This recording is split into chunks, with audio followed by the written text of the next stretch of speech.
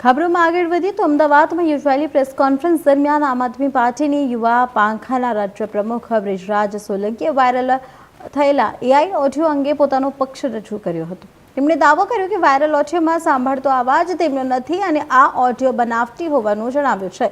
તેમના જણાવ્યા મુજબ કોકરોચ જનતા પાર્ટી આંદોલન દરમિયાન પોલીસે અનેક લોકોની અટકાયત કરી હતી અને વાયરલ ઓડિયો એક પ્રદર્શનકારી સાથે જોડીને રજૂ કરવામાં આવ્યો હતો। પ્રેસ કોન્ફરન્સ દરમિયાન બ્રિજરાજ સોલંકીએ સવાલ ઉઠાવતા કહ્યું કે આ ઓડિયો કોણે વાયરલ કર્યો અને તેની પાછળ કોણ જવાબદાર છે। તેમણે આ સમગ્ર ઘટનાને યુવાનોના અવાજને દબાવવાનો પ્રયાસ ગણાવ્યો હતો।